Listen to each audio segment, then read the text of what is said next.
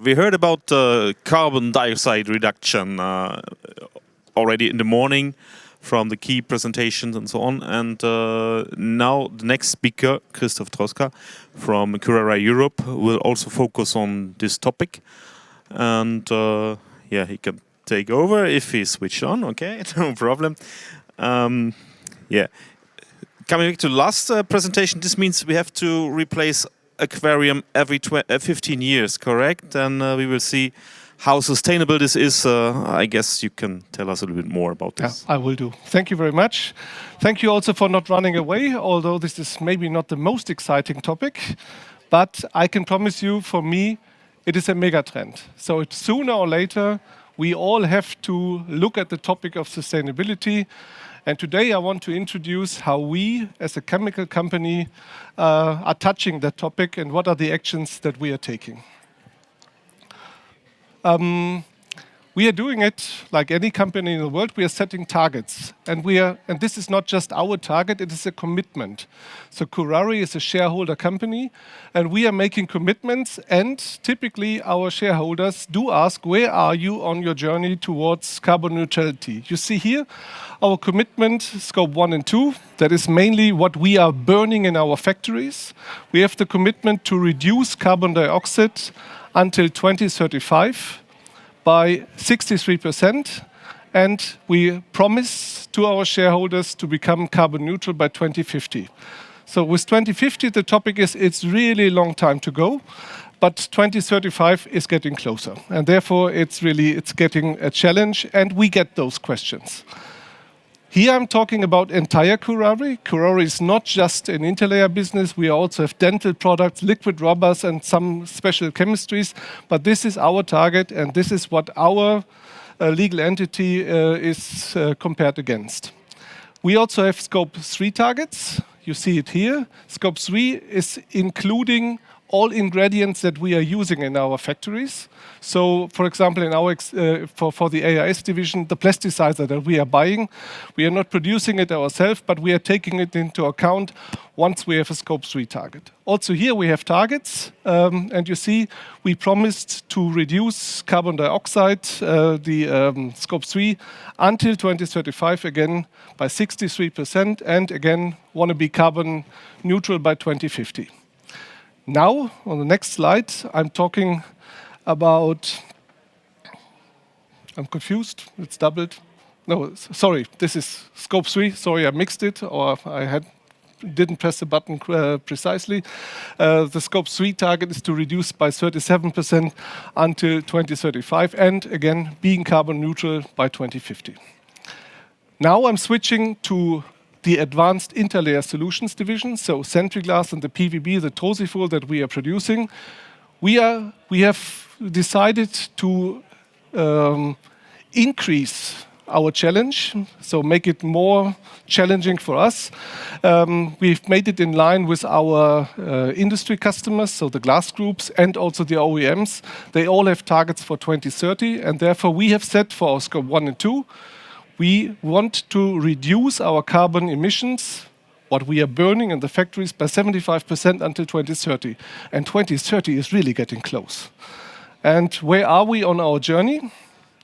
For scope 1 and 2, you see here the results in the yellow bars. This is where we really have measurements.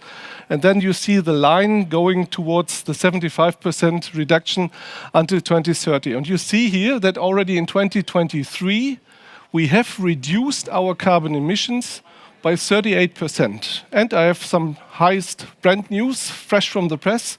We also now have the data for 2024. And we have managed to reduce our emissions from 120 tons down to 47, which is a 60% reduction already. So it is already ongoing. It is a mega trend, and I promise we will continue this journey because we really take it serious. Unfortunately, I also have to be fair, we, as an AIS division, we don't have scope 3 targets yet, but I promise you we will publish them this year, and for sure we will also take this one serious to further reduce it. How do we reduce our targets? This is a very general chart, but I pretty much like it because this is not only valid for the interlayer business, it's valid for all businesses. You always have 3 options of how you can reduce your carbon emissions. Let's see it as a clock. If I start at 12 o'clock, this is what we can do in our factories. So this is mainly scope 1 and 2 reduction. We can switch to renewable electricity, which I think all companies in the world are doing. So we are replacing electricity coming from fossil-based burning coal or gas to renewable. That is the easiest one, and by the way, also the cheapest one. We can, of course, increase the yields. If we produce more square meter of interlayer with the same amount of energy, we are doing a good job because we are decreasing overall the carbon emissions. And we can do a kind of energy recycling.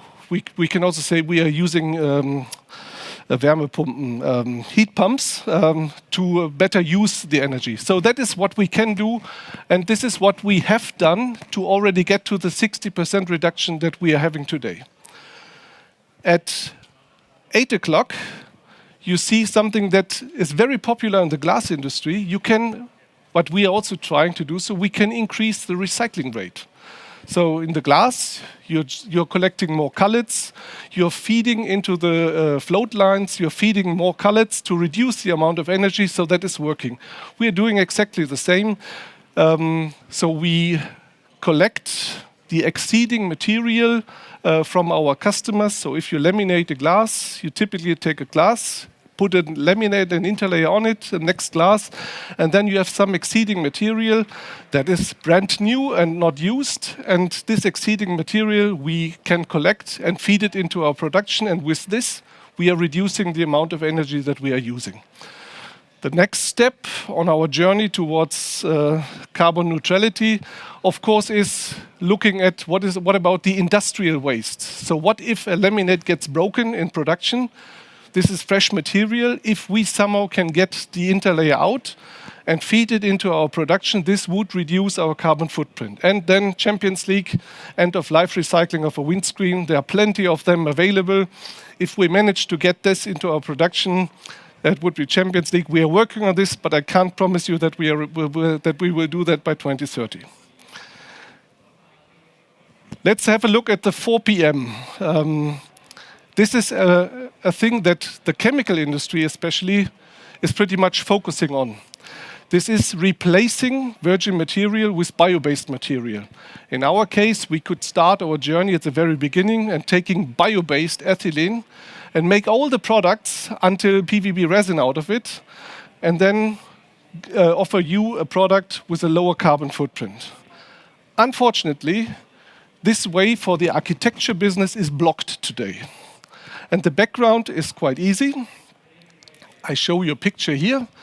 On the top right, this is our production line or production plant in Frankfurt-Höchst. It's really a network of different chemical companies working together. And mass balancing means that we would use exactly this line. So we do not build a new segregated line. We would use this line and just say, okay, let's assume we put 10% biomaterial in. We promise you that we don't sell more than 10% as a bio-based.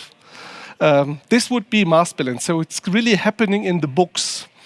The best example that I know is if any of you decides to switch to renewable electricity at your home, you are not expecting from the power supplier that they will make a new copper wire from the wind park to your home. You trust them that that they are not cheating the system, but exactly this is not allowed in the architecture world because the environmental product declarations do not allow any kind of mass balancing. And therefore, I will come to that in a minute, but one of the actions is maybe we should all together try to lobby towards the allowance of mass balancing as a kind of enabling technology.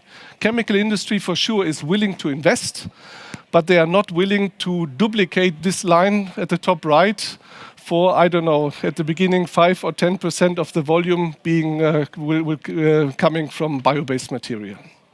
Okay, but that is just an excuse or an excess. What else are we doing? Of course, we want to ease all of our lives. So we are committed to transparency. And you will find on our booth outside in our brochures, you will find the actual carbon footprint of our data, of our products. So you can easily decide, I want product X, I want product Z for the swimming pool that you want to design. And you can see, okay, a square meter of Sentry glass has a carbon footprint of, and a square meter of Trosiful Ultra Clear has a different one. And then you can decide on your own what you want. To make it easier for you, we have decided to follow the principle of the white goods or of the Nutri-Score. So we have said for all of our products, we put it in the same or similar scheme. So a product A means that the product contains less than 2 kg carbon dioxide per kg film, class B 3, class C, and so on. So as you see here. So to just make it easy and visible for our products. You see here an overview. So we are constantly monitoring all our factories. You see here, it's a little bit busy, the chart, sorry for that. So you see here our production plants. So we have a big production in Troisdorf, which is in Germany.